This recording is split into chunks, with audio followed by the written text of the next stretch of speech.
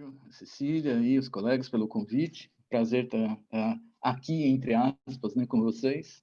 Ainda mais que o Viagem comentou que é o último evento da série. Espero estar à altura aí dos anteriores, né? Essa apresentação, ela tá os slides estão em inglês, tá? Eu peço desculpas por conta disso, mas é que essa minha apresentação, que eu chamo de apresentação padrão, né?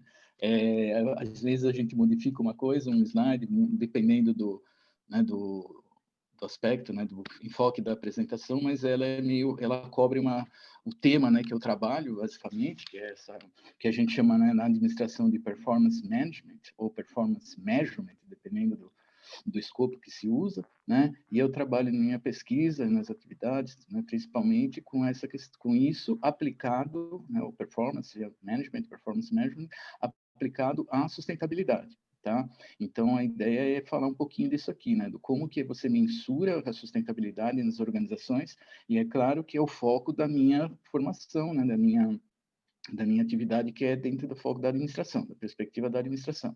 Eu sei que a maioria não é da área de administração, né, mas eu acho que isso não é problema. Inclusive, eu vou comentar um pouquinho depois até da questão da interdisciplinaridade, das dificuldades que tem, né, de entendimento por conta disso aqui ser muito amplo, tá? Então, o propósito aqui da apresentação é mostrar esses conceitos. O Biagio já fez a apresentação, minha apresentação, eu não vou perder muito tempo com isso, né? Aqui, como o Biagio comentou, a ideia é tentar, né, trabalhar dentro da comunidade para, né, fortalecer, para enfatizar a importância dessas coisas que todos que estão aqui na audiência trabalham, né? Então, até de outros órgãos, de associações profissionais, associações de escolas, etc., a gente tem trabalhado tentando fortalecer isso, né?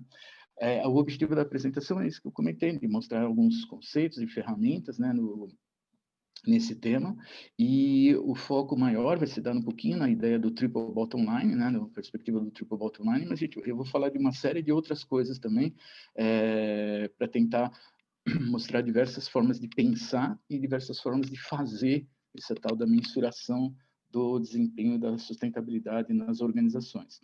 Quando eu falo organizações, é bom esclarecer, organizações, em geral, a gente trabalha mais com empresas, né, por conta de ser da área de administração, mas essa ideia de performance measurement, de mensuração, né, de performance, de desempenho, se aplica a qualquer tipo de organização, qualquer, seja ela uma empresa com fins lucrativos, seja uma empresa com outras características, seja uma escola, uma universidade, né, e por aí vai. Governo, né? Então, a ideia é que isso seja o mais genérico possível também para poder ser aplicado em vários contextos, né?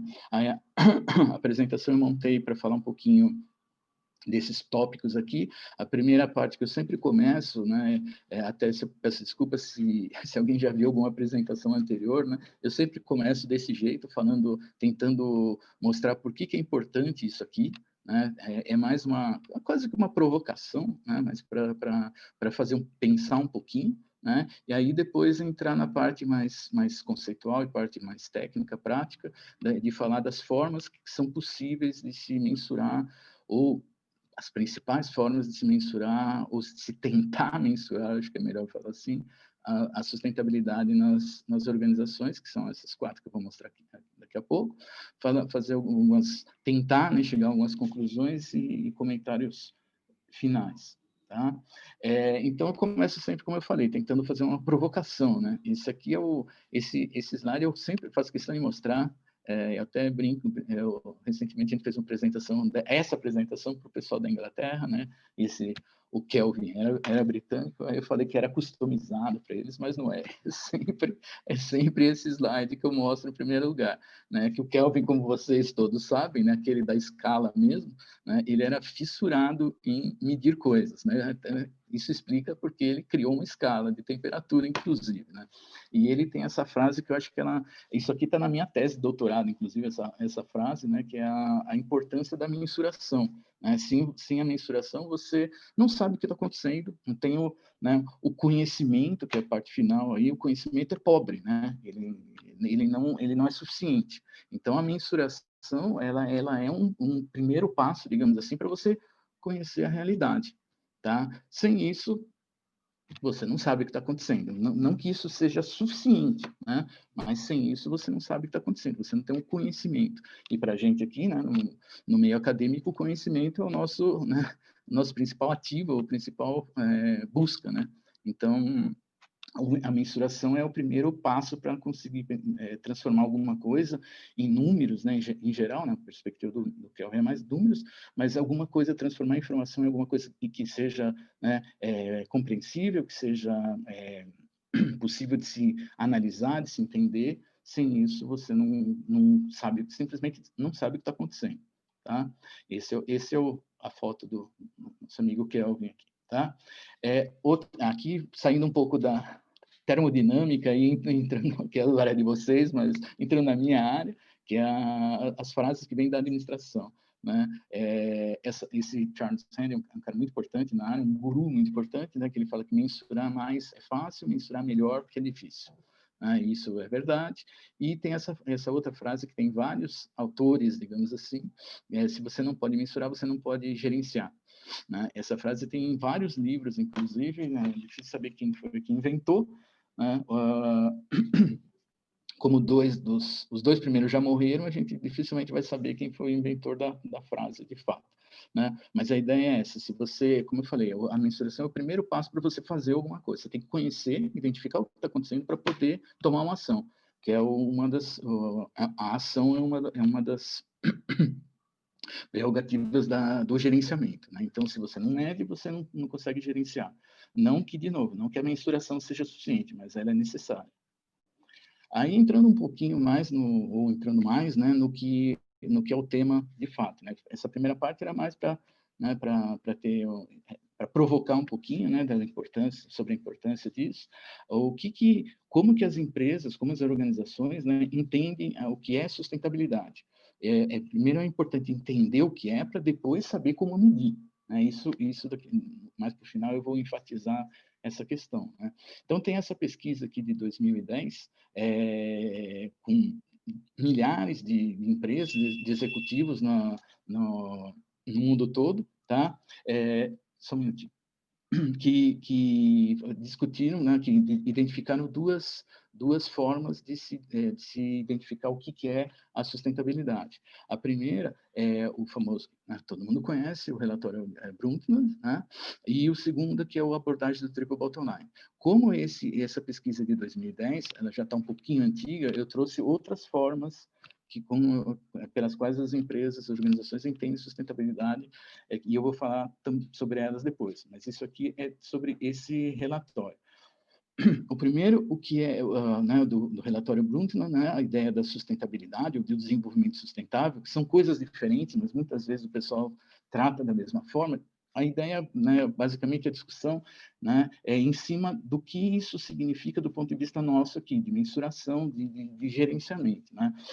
A frase aqui, né, essa definição todo mundo conhece, certo? Todo mundo cita, inclusive, né, nos artigos.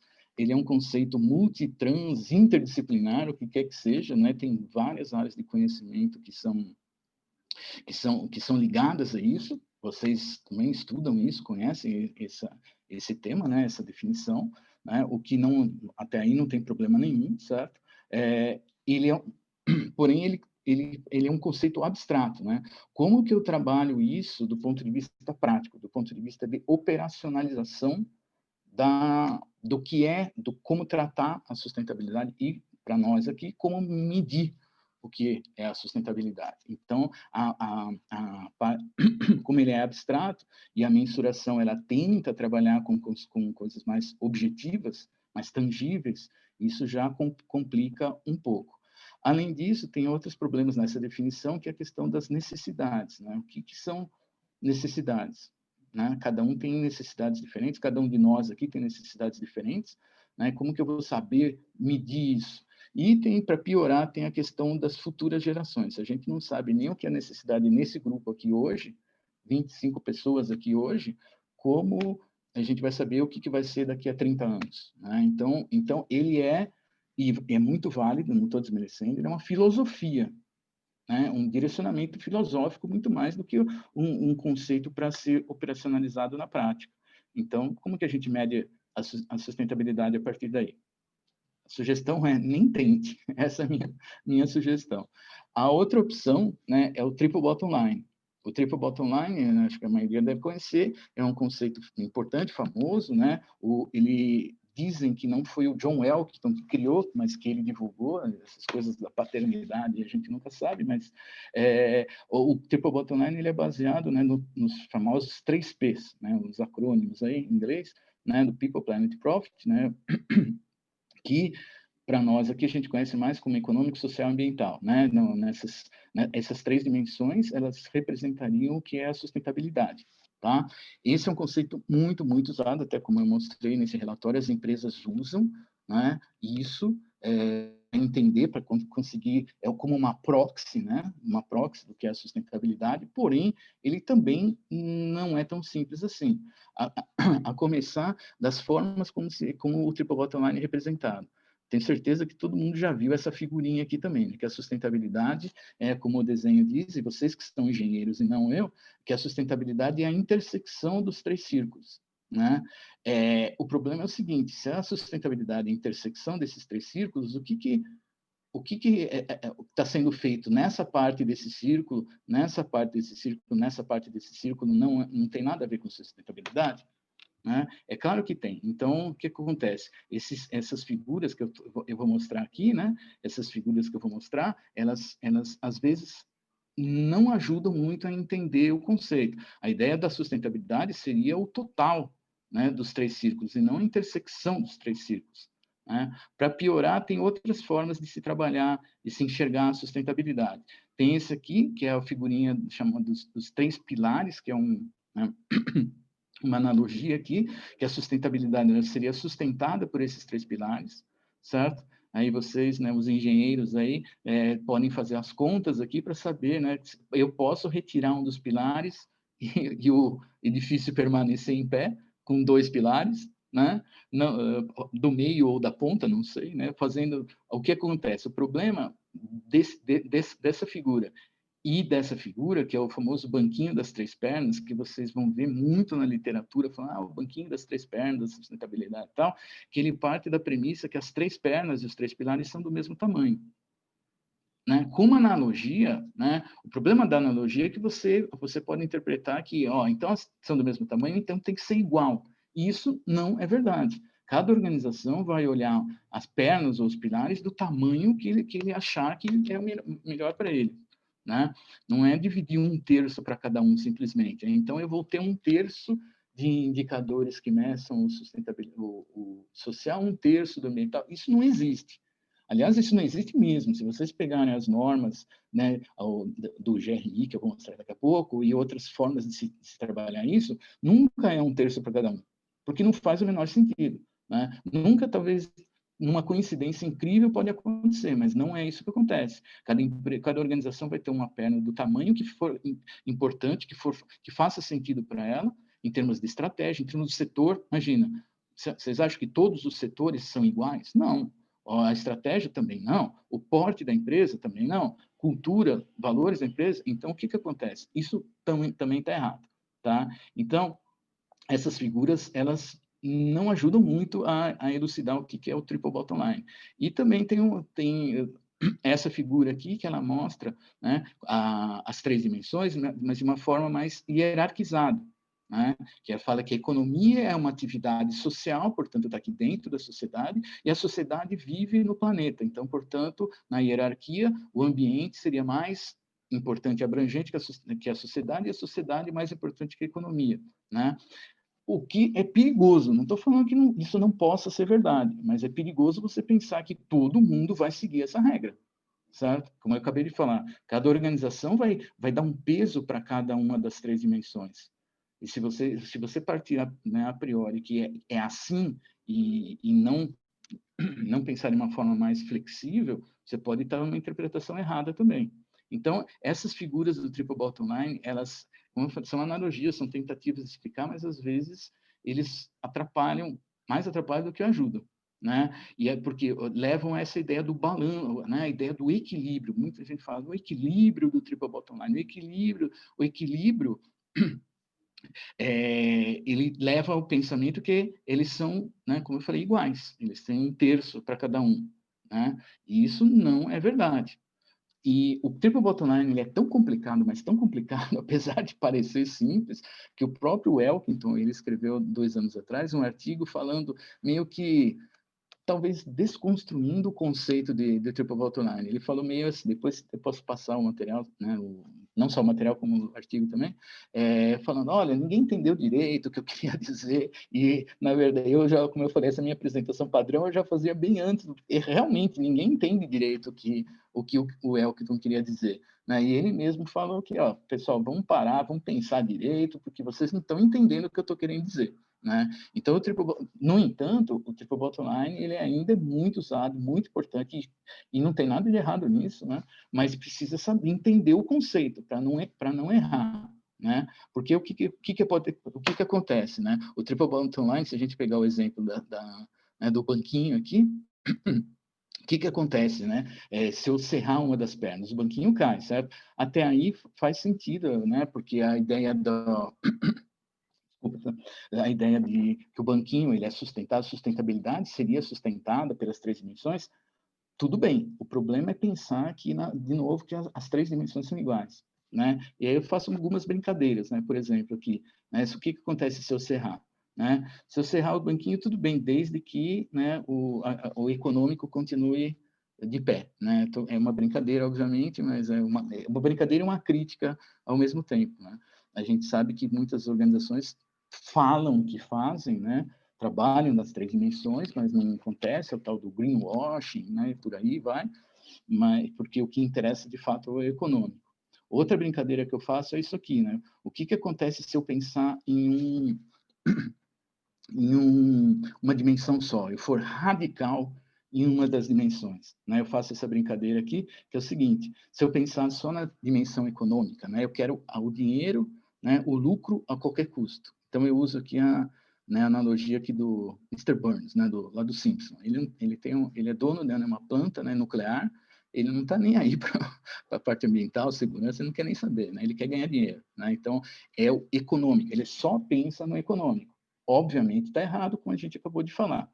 Né? No ambiental, a brincadeira que eu faço é falar que é o Hulk, né? Que é o verde, né? O verde é o mais importante e tal, né? Que é a ideia do radicalismo, né? Ativista ambiental e coisas dessa natureza, né? Que é um pouco daquela visão do círculo ambiental ser o mais importante, né? O problema não, a questão não é óbvio que as pessoas vivem no planeta, mas só o planeta, né, é importante. Tem que pensar nisso. Então só o ambiental é o importante, o resto não interessa, né?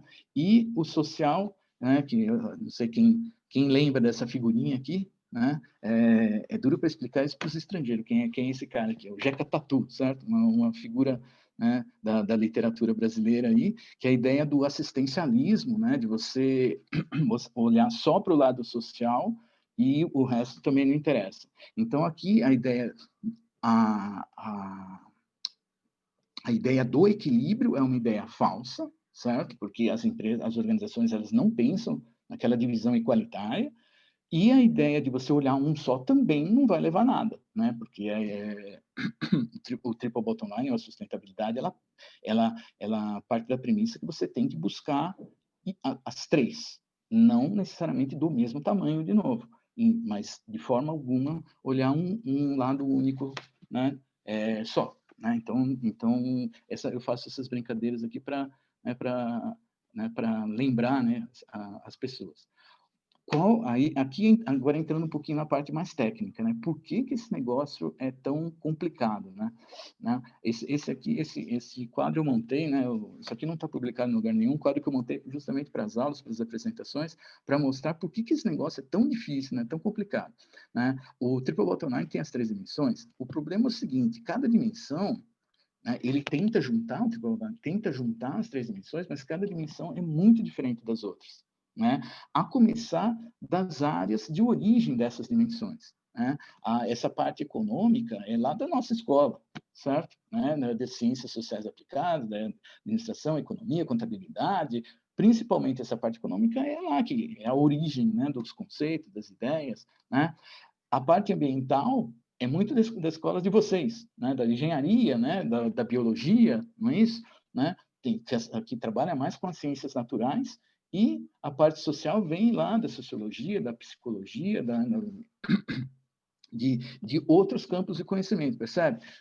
Aí já começa a dificuldade. Você vai ter que trabalhar, né, com um conjunto de informações de campos de conhecimento completamente diferentes. Agora, imagina a cabeça de quem tem que analisar e entender indicadores de todas essas áreas. Esse é um dos motivos dos problemas, na verdade, né? Então isso para começar. E é claro que a própria mensuração, né, o uso, a definição dos indicadores e cálculo e a própria aplicação vai demandar conhecimentos específicos, ou seja, não é qualquer um que faz qualquer coisa, né? Então, tem um problema do ponto de vista operacional, né, de você conseguir fazer, e tem um problema do ponto de vista de gestão, que alguém tem que entender de tudo isso ao mesmo tempo. Então, muito, muito, muito complicado, né? Além disso, tem a questão de diferentes complexidades, né? Complexidade que eu falo é até para entender, para calcular, para se conseguir trabalhar com isso, não é puxando para o nosso lado aqui, mas o econômico realmente é mais fácil, né? Talvez é o contrário, né? Que eu estou desvalorizando um pouco, mas é o mais fácil, né? Toda essa parte econômica, a contabilidade tem 500 anos de existência, então, né? Como se fazer as contas, a parte econômica, ela é mais simples, né? A parte ambiental, muitos do que vocês trabalham, tem coisas que são relativamente simples e coisas que são relativamente complexas, muito complexas às vezes, né? Dependendo do que você trabalha, sei lá, ciclo de vida, coisa do tipo, muito complexo, né?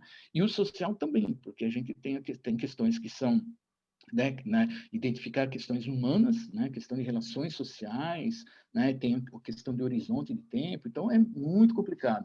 Por falar em tempo, também tem essa questão, né? O econômico ele olha muito mais para o curto prazo, né? Enquanto os outros, no ambiental pode ser curto, por exemplo, um processo de emissão lá de resíduos ou de gases, não sei o que, é curto prazo. Eu fiz o processo, terminei, já medi. Mas, se você pensar num ciclo de vida, numa coisa muito mais complexa, pode ser longo prazo.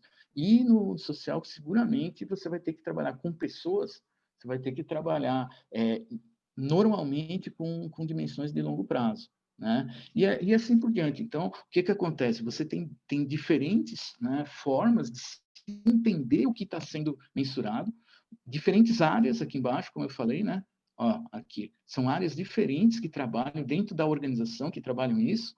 Então, vocês imaginam a dificuldade que é para primeiro, cada área fazer o seu, não é fácil, e depois alguém vai lá e junta tudo isso para tentar gerenciar tudo isso de forma simultânea e sistêmica, o que é mais complicado ainda, né? Então, isso é difícil. Além de algumas questões técnicas do tipo, eu não vou entrar aqui, né, porque a gente nem tem muito tempo, mas os próprios indicadores também são diferentes, tipos de indicadores, né? Vocês trabalham muito, né, com questões de cálculos, né? As unidades, né, dos indicadores que são usados, né? Questão de comparabilidade, a gente vê muito, não, agora vai ser criada uma forma de você comparar o que uma empresa faz com a outra. Às vezes não dá para comparar, porque os indicadores não batem, a forma de cálculo não bate, nada bate. Então, como que você vai comparar uma coisa com a outra? Né? Então, esse quadro aqui, ele resume um pouco da dificuldade de você conseguir tentar entender o que é isso, essa complexidade, essa diversidade, né, de formas de se pensar e de se fazer, certo? Tá? Então, não é muito fácil. Então, terminando, isso era para terminar, falar um pouquinho sobre o que era o Triple Bottom Line. Eu falei que existem mais outras duas formas, né, de se trabalhar a sustentabilidade na empresa. Uma que surgiu, entre aspas, digo surgiu entre aspas, porque isso aqui não tem nada de novo, mas do ano passado para cá, não sei se vocês têm acompanhado isso, né, fala-se muito no tal dos ESG, tal do ESG, né? O ESG, aliás, vocês vão ver que não tem nada de novo mesmo, o ESG, o E é o mesmo E do ambiental do Triple Bottom Line. O S é o mesmo S do social do Triple Bottom Line. O que mudou aqui é o G, que ele substitui o econômico. Né? Ele é uma nova forma que o pessoal está usando muito, está se falando muito nisso, né? Que é o seguinte,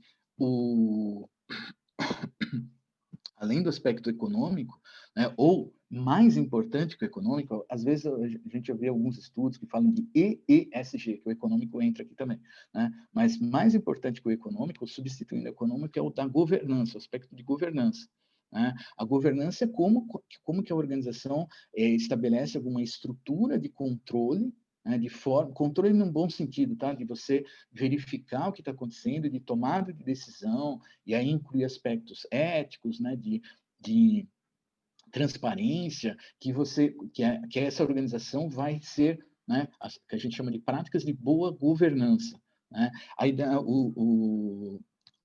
vale a pena falar um pouquinho, essa ideia de governança, ela, apesar de não ser nova, ela foi muito enfatizada, né, muito reforçada, na verdade, a partir da crise que teve nos Estados Unidos, lá no começo dos anos 2000, lá da Enron, WorldCom, não sei se vocês lembram disso, né, que eram problemas de má gestão. Então, o que aconteceu? Vamos melhorar a governança para melhorar essa gestão, esse controle das empresas, para que quem está trabalhando na empresa trabalhe direito, né, para a empresa e não para si mesmo, né, foi o que aconteceu lá.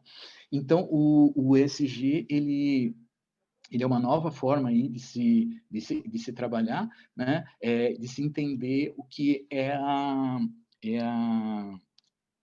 uma proxy também. Só um comentário aqui com relação a isso, que acho que vale a pena falar, é o motivo. Por que esse negócio apareceu? Né? Apareceu, está tão forte hoje em dia, né? Eu acompanho vários fóruns aí e tal, né? Com empresas e tal, o pessoal só fala nisso. Sabe por quê?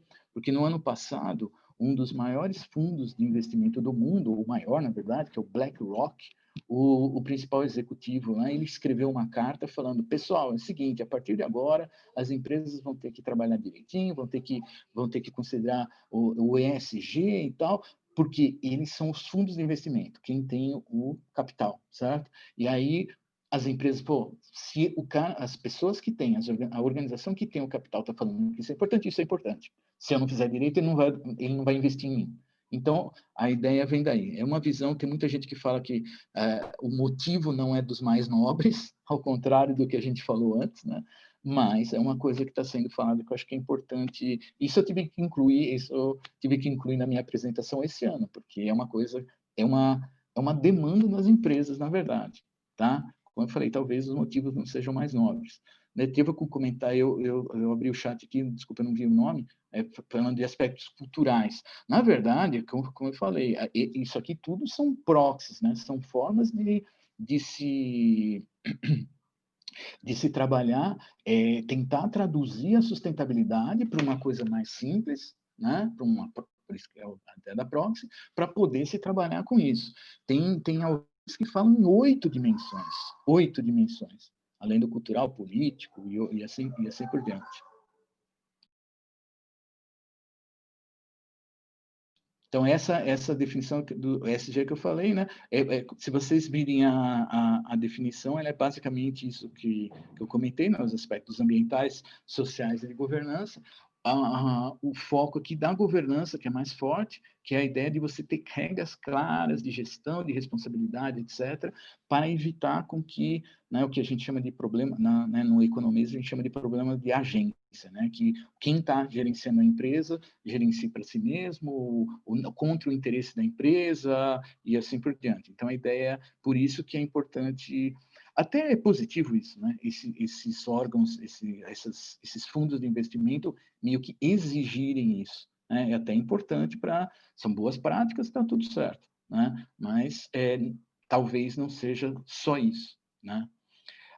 O último aqui é a última forma, ou a quarta forma de se mensurar a sustentabilidade, acho que é importante falar, a partir dos Objetivos do Desenvolvimento Sustentável, né, da ONU. Né? Acho que também todo mundo conhece. Os ODS foram definidos em 2015, setembro de 2015, né, na ONU. A ONU define, né, isso com as metas aí, com metas, né, para se trabalhar até daqui a 10 anos, né, até 2030, e centenas de países, quase 2 centenas de países se comprometeram, assinaram esse acordo. Então, vamos lá, né? O que acontece, né? Tem até se alguém não conhecer, cada um dos 17 indicadores, né, tem metas definidas, tá? São 169 metas definidas. Por exemplo, número 1 vai ter lá 3, 4 metas. O número 2 tem 4, 5 metas, assim por diante. Isso está explícito no documento da ONU, se alguém também não tiver, quiser, eu posso passar depois. E cada uma dessas metas também está associada com indicadores, né? São mais de 200 indicadores para medir, né, se essas metas estão sendo alcançadas ou quanto essas metas estão sendo alcançadas, né? E aí, como a gente está falando de mensuração, seria, né, uma forma de se trabalhar a mensuração da sustentabilidade, né, também. O problema dos indicadores dos ODS, ou SDGs, né, que o pessoal fala, é que esses indicadores são definidos em nível país. Na verdade, as metas, os objetivos das metas e os indicadores são definidos em nível país. Né? Então, o que acontece? Você tem lá número de crianças mortas, não sei o quê, no ano tal, né? Número de doenças, não sei o quê. Isso daí são indicadores em nível país que são muitas vezes, né, decompostos em estado e municípios, tá? O que acontece? Eles não foram feitos para empresas, não foram feitos para organizações. No entanto, muitas organizações, não digo que seja uma moda, né? Mas é uma tendência as organizações, a gente está vendo isso cada vez mais, incluírem os ODS como parte da sua estratégia de sustentabilidade. E faz sentido, né? Se o país assinou, o Brasil assinou que vai atender isso aqui, né? E a empresa está trabalhando no Brasil, faz sentido que a empresa deva atender a sociedade brasileira e, portanto, atender isso aqui. Né?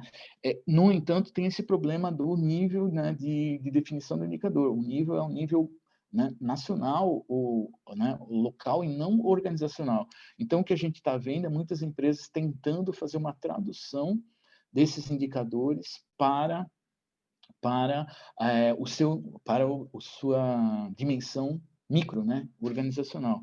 Mas isso também não é fácil, não é fácil. E como eu comentei, por exemplo, número de doenças, não sei o quê. Se você for uma empresa, sei lá, farmacêutico, da área de saúde, você pode até fazer alguma correlação ou algo assim. Mas a questão de causa e efeito, né, você fazer um modelo, né,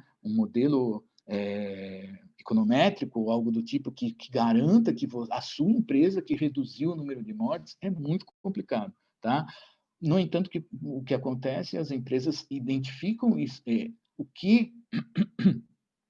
como cada uma delas está tratando esses ODS, inclui esses ODS na estratégia e usa indicadores próprios para tentar atender esses ODS, tá? Mas também não é fácil. Bem, até agora eu estou levantando mais dúvidas do que respostas, né? Porque esse assunto realmente é complicado, né?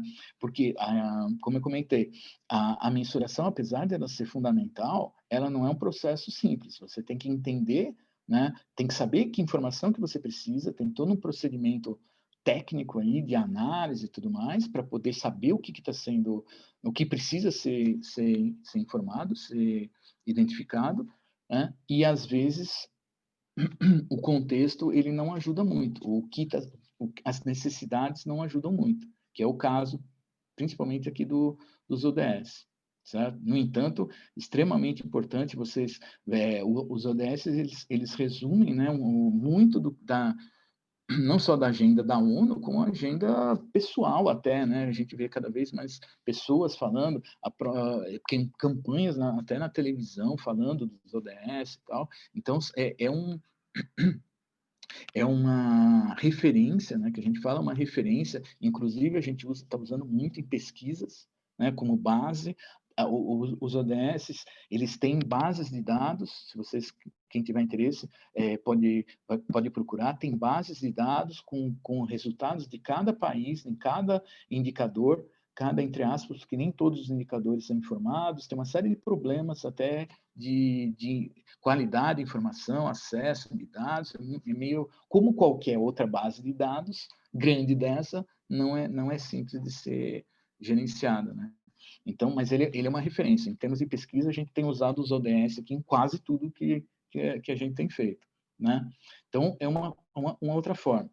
Já indo para a parte mais tentativa final aqui, né? Tentativa de concluir ou tentar levar, dar algumas ideias aqui de como esse negócio pode ser feito, né?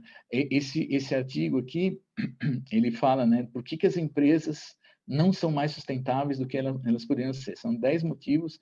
Essa autora, Bansal, é uma das autoras mais importantes nessa área de sustentabilidade organizacional, é uma referência mundial aí. E no artigo, os autores falam, né, desses 10 motivos. Eu vou ser honesto, eu não lembro quais são os outros 9, porque eu separei o número 1 aqui. O número 1 é esse aqui, que é o que me interessa, né? Porque tem muitos indicadores, métricas, formas de mensurar a sustentabilidade, e é tudo uma confusão, né? Então, resume um pouco do que a gente falou até agora, né? Tem tantas formas, tantas iniciativas, tantas práticas de fazer isso, e tudo isso é tão complicado que ninguém se entende, né? E aí tem né, dois caminhos. A gente segue fazendo desse jeito, ou então a gente, já que ninguém entende nada, larga e não vamos fazer mais. Nenhum dos dois é positivo, certo? Se a gente voltar lá na fala lá do Kelvin, né, do Lord Kelvin, sem isso a gente não tem o conhecimento, né? E aí tem algumas consequências não muito boas, né? Como eu falei, se isso não funciona, você não consegue gerenciar, não consegue saber o que está acontecendo, portanto, não age em cima, né? Tem problemas até não digo piores, mas tão ruins quanto, que é o tal do greenwashing, né? Também hoje se fala em social washing, SDG washing. O que é isso, né?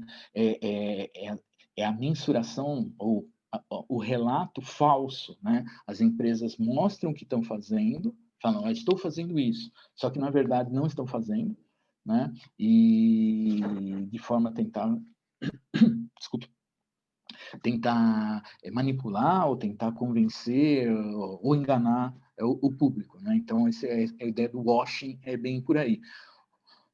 Então a gente percebe isso, e às vezes a gente faz muita análise, né, de relatórios e tal, às vezes talvez não seja nem intencional, né? Percebe-se que não está claro, não dá para entender o que está escrito lá, porque o processo é muito confuso, né? Então precisa não só de pesquisa, né, nossa, né, mas também de melhores práticas, né, das próprias organizações, né? Existe uma série de tentativas ou de guias para se fazer isso.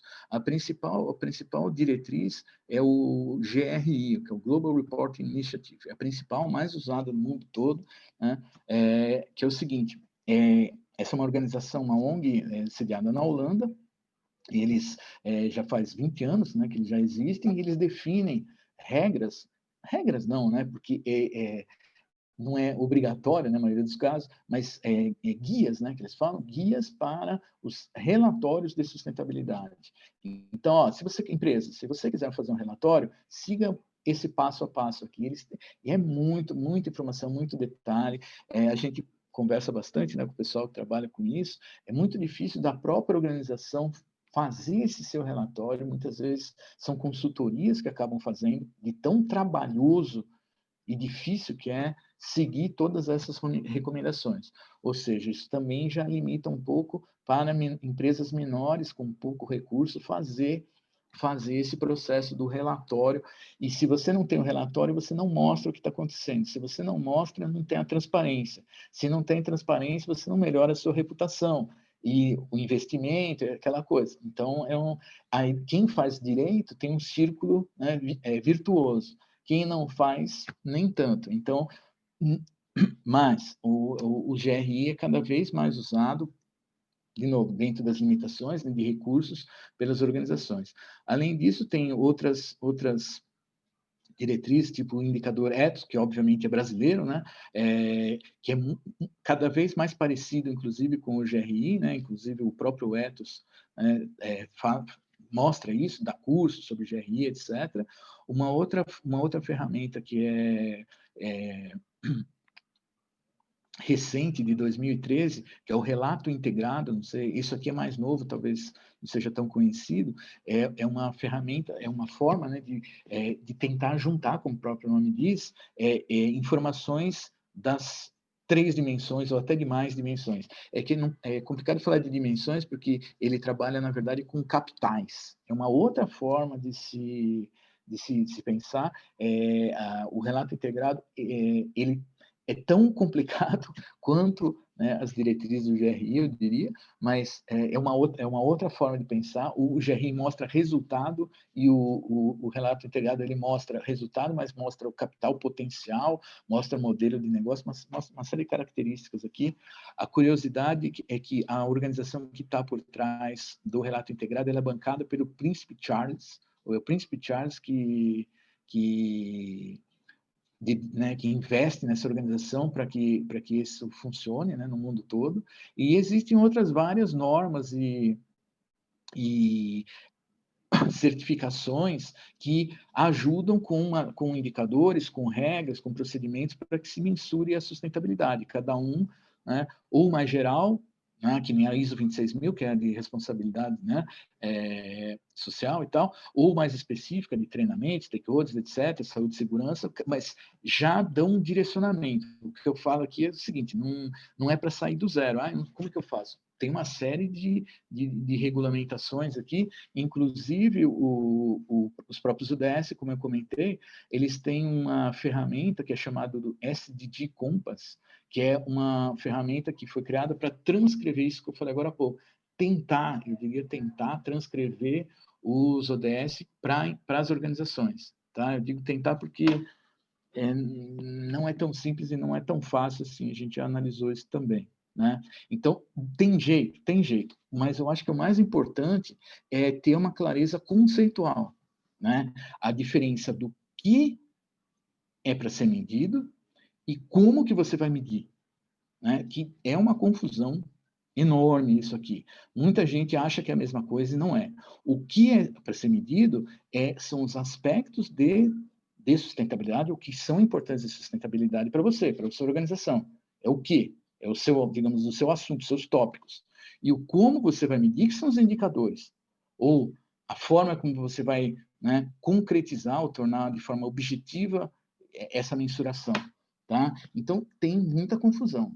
Com relação a isso, a gente sempre tenta esclarecer que muita gente confunde porque não entende o conceito. Então, primeiro você precisa saber o que você tem que medir e só depois que você vai poder, talvez, identificar o como, que são os indicadores ou a forma como você vai trabalhar isso. Né? Não dá para sair daqui, não dá para sair dos indicadores. Né? Você tem que saber o que é importante. Né? E a gente vê muita gente pensando dessa forma. Não, eu vou medir isso daí, mas você vai medir o quê? Não, usar o indicador, mas esse indicador mede uma questão até de validade, né? O indicador mede o que você precisa medir. Né? Se você não tiver essa análise primeiro, você não sabe que indicador que é. Então, a ideia é, primeiro, definir quais são os aspectos que são relacionados à sustentabilidade, que devem ser medidos, e depois quais são os indicadores que... Aí sim, né, fazer um deparo aí. Cada aspecto vai ter que ter um ou mais indicadores para poder ser feita a mensuração. Também não adianta eu fazer só isso aqui, né? Só identificar e não medir. Né? E como é que isso funciona, né, nas organizações? Já estamos caminhando aqui para o final. A parte da premissa que a organização tem uma estratégia de sustentabilidade, ou seja, a empresa tem uma estratégia, dentro dessa estratégia você vai ter elementos, né, de sustentabilidade. Eu falo isso porque também não adianta eu querer medir sustentabilidade se a empresa não está preocupada com isso. Aliás, eu diria que não faz o menor sentido, né? Se a empresa não está preocupada com sustentabilidade, por que eu vou criar um sistema todo de mensuração de indicadores se a empresa não está... Se não é estratégico, não é importante. A premissa é essa, né? Então, eu vou identificar quais são os principais elementos de sustentabilidade. Existe uma ferramenta que eu acho que é interessante para quem trabalhar nessa área, que tiver interesse nessa área, que é a chamada análise de materialidade, que é uma análise estratégica do que a empresa faz. O conceito de materialidade, como o próprio nome diz, eu vou me interessar por que é material. O material o que é relevante para mim. O que não for relevante para mim, eu deixo de lado a princípio. Eu vou focar nos aspectos que são materiais. E aqui a ideia para fazer uma análise de material, o resultado é a chamada matriz de materialidade, que é esse desenho aqui, em que uma dimensão mostra que você plota, né, o que é importante para a organização e o que é importante para os stakeholders dessa organização. O importante para a organização, é claro, tem que ser, né, porque a organização ela tem uma missão, tem um propósito, tem um negócio, né, então eu tenho que ver o que é importante para ela. Porém, não é só para ela, para os stakeholders. Eu tenho que identificar o que eu faço que é importante para os meus stakeholders.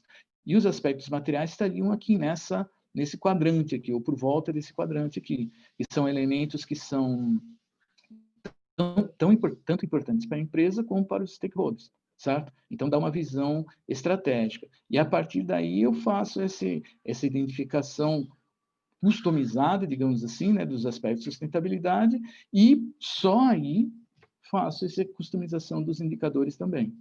Então, esse é mais ou menos o processo que a gente sempre recomenda e tal, para tentar entender como é isso. Ou seja, não tem receita pronta, né? A ideia de ter indicadores, é claro que tem setores que tem alguns indicadores até tradicionais, né? Por exemplo, o setor de seguro lá tem indicador, o índice de sinistralidade, por exemplo. Tem alguns setores que têm indicadores. Tudo bem, isso o pessoal, até por conta do costume, né? Só que todo mundo do setor faz isso. Agora, e o restante aqui, do ponto de vista de estratégia, do ponto de vista de sustentabilidade, eu tenho que identificar o que é importante para mim. Se é importante, eu tenho que medir. Essa é a premissa. Tá? E aí, só para terminar, eu queria retomar alguns pontos aqui, né, que é a ideia da mensuração, da importância da mensuração, né? Eu coloco aqui uma brincadeira, né, de quase tudo, né, porque a gente tem que tomar cuidado, tem coisas que às vezes não vale a pena, né? A ideia aqui também é sempre fazer uma análise econômica da mensuração, ou seja, se o processo de mensuração, o custo do processo for maior que o benefício que ele gera, eu não deveria fazer, né? Então, tem que fazer uma análise também até econômica, né, dessa mensuração, né? Aí a ideia, como eu comentei, do triple bottom line, né, qual a configuração, né, é a melhor para cada momento, né, para cada organização, tá? Tenta só fugir daquela ideia mais fixa do equilíbrio, tal, de ser igual, né? Tem muitos problemas, vocês, né, com certeza lidam com isso também, da questão da qualidade da mensuração, né? Tem muita dificuldade, como eu falei, até de comparar depois, né? A própria definição de como eu operacionalizar, então eu identifiquei o que é importante, mas como que eu vou medir isso? Então, tem toda uma dificuldade disso, e às vezes, como eu falei, questão de custo, questão de tecnologia, questão de processo, como que eu vou fazer para trabalhar isso aqui, até de conhecimento das pessoas também, né? E indo nessa parte que eu comentei no final, né? A ideia, a necessidade de você ter um foco estratégico para introduzir a sustentabilidade, para até saber o que você vai fazer de sustentabilidade na organização, certo? Né? E fugir também da ideia lá do washing, né? Do greenwashing, etc. Tem que ser estratégico. Se não for estratégico, não interessa. Se não for estratégico, não é importante. E se não for importante, por que eu vou me preocupar com isso? Lembrando que tem empresas, né, que fazem isso direitinho, e tem empresas que não estão muito preocupadas com isso que a gente fala aqui. É claro, né? Ontem mesmo, na apresentação que a gente teve, até comentei com a apresentadora lá que estava falando, a gente sempre fica pregando para os convertidos, né? As pessoas que sabem que isso aqui é importante, em geral, estão assistindo as nossas conversas, estão participando das nossas conversas. Quem precisaria participar, né? Quem precisaria entender, conhecer isso, às vezes não participa. Né? A importância dos SDGs, como eu comentei, isso aqui eu diria que, em termos de pesquisa, muito, muito importante, para todo mundo prestar atenção nisso, pelos próximos 10 anos, muito importante, e sem indicadores, nada disso funciona, o que volta aos nossos primeiros slides lá. Sem a mensuração, você não consegue fazer nada disso que a gente está falando aqui. Então, é isso. Aqui vocês têm, aqui tem o meu e-mail, aí para quem já não tiver, né? A gente está à disposição, né, para conversar, para materiais, para qualquer coisa, a gente está à disposição aí. Biagi e Cecília, a gente está sempre conversando. É um prazer estar aqui com vocês. Estou à disposição aí para dúvidas, comentários, perguntas. Muito obrigado.